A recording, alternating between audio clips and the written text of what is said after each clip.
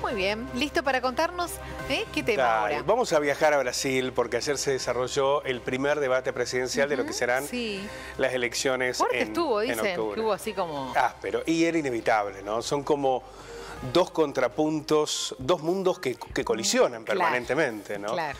La ultraderecha representada en Jair Bolsonaro, un presidente que además le adjudica haber formado parte del lawfare que terminó con la detención durante un tiempo de Lula da Silva, luego revocada por la propia Corte Suprema de Justicia brasileña, que advirtió todas las irregularidades que habían alrededor de la investigación de Moro, que luego fue ministro de Justicia de Bolsonaro.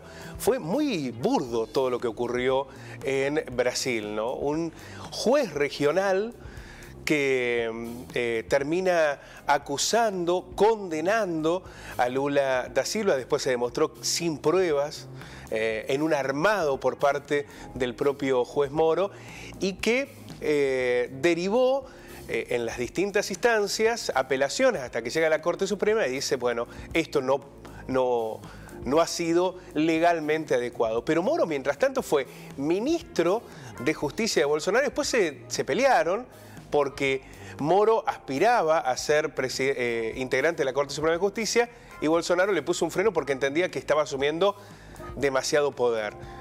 Estas cosas sucedieron en Brasil. Bueno, uno podría ir un poco más atrás y ver el impeachment que derrocó a Dilma Rousseff por el voto de diputados que después fueron denunciados en su mayoría por corruptos. La realidad y la postal en Latinoamérica hoy. Lo cierto es que ayer se dio un debate muy fuerte, áspero, durísimo, donde hubo descalificaciones, situaciones de mucha tensión. El propio Bolsonaro terminó insultando a una periodista brasileña en una realidad que habla del desborde del presidente de Brasil, pero también de cómo entiende él ese vínculo con las mujeres y el rol de las mujeres en sus distintas áreas. Pero vamos a ver en detalle qué fue lo que pasó ayer en este debate que mucho tiene que ver con la Argentina, lo que sucede en octubre, ¿no?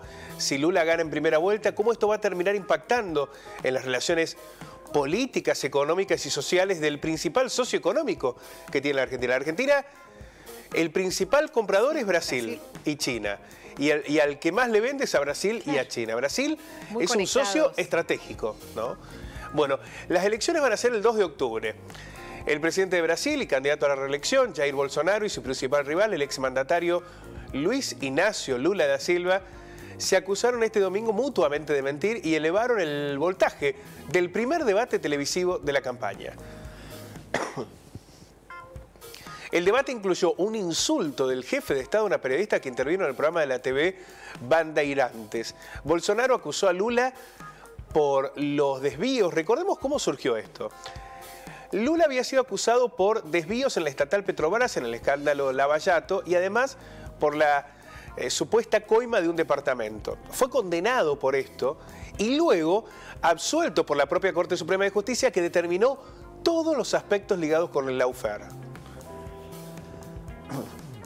Líder en los sondeos, el fundador del Partido de los Trabajadores, Lula da Silva, fue el blanco elegido por Bolsonaro, que además lo acusó por haber comandado, dijo según Bolsonaro, entre 2003 y 2010, el gobierno más corrupto de la historia. Un poco lo que sucede, se repite, ¿no? En distintos países de Latinoamérica, el rol que muchas veces ocupa la derecha, utilizando estos argumentos con la complicidad de la justicia, claro está.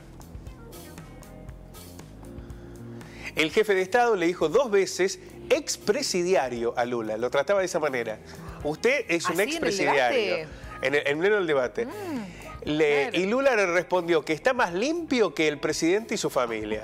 Se ve que ha sido una jornada así dura. Lula prometió eliminar los decretos con secreto de Estado por 100 años firmados por Bolsonaro sobre gastos y personas con las que se reúne. Esto es muy curioso, ¿no?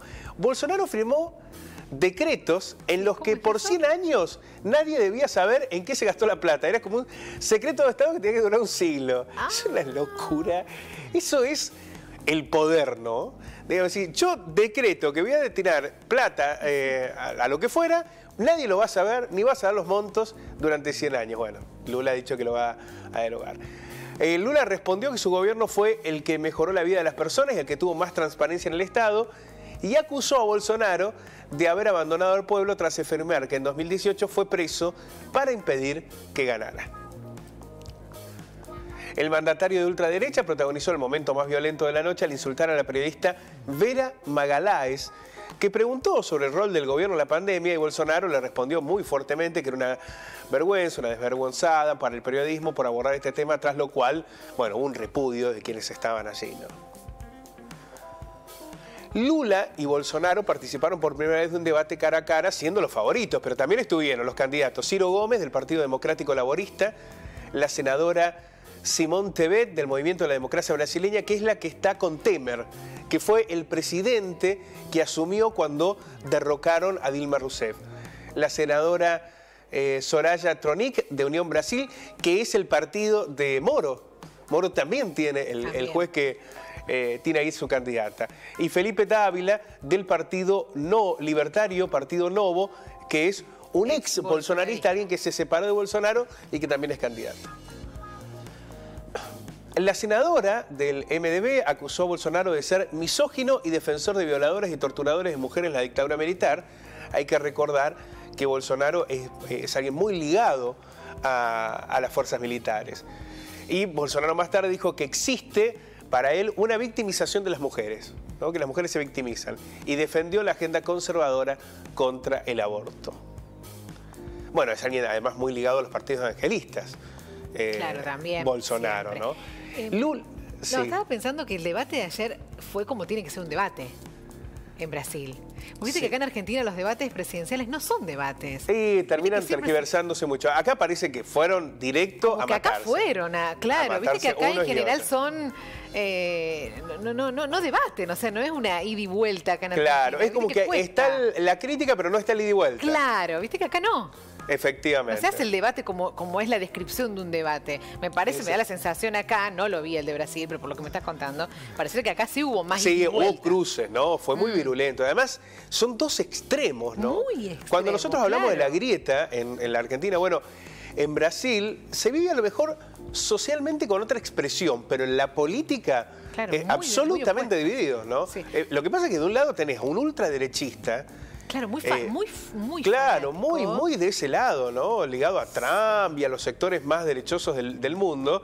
Y por el otro Lula, que fue considerado en su momento el mayor líder de la izquierda del mundo. Entonces, bueno, tenés un contraste muy fuerte. ¿Qué pasará en octubre? El 2, por favor. El 2 de octubre. Por ahora, vamos a ver las tramas. Yo te corté, faltaba una trama, ¿no? Sí, porque ahí quiero mostrarte algunos datos de las encuestas. Dale. Lula acusó a Bolsonaro de no derramar una sola lágrima por los muertos de la pandemia y lo cuestionó por el negacionismo con la vacuna. Era un negacionista, además. Sí, me acuerdo. Bolsonaro.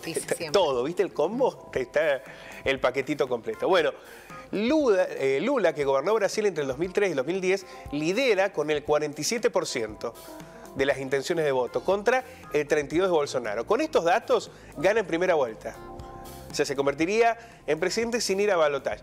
Estos son datos de la encuesta del Instituto Datafolia, publicadas hasta el 18 de agosto, que es el instituto que más reconocimiento tiene en Brasil, es el que acierta, ¿no? Después hay otras encuestas que hablan de una ventaja mayor o menor, pero el Instituto Datafolia, que es el más reconocido en Brasil, le da una ventaja de 15 puntos, pero además más del 47%, por lo cual ganaría cómodamente en primera vuelta. Claro, en general todas las encuestas coinciden, ¿no? Que Lula iría ahí primero.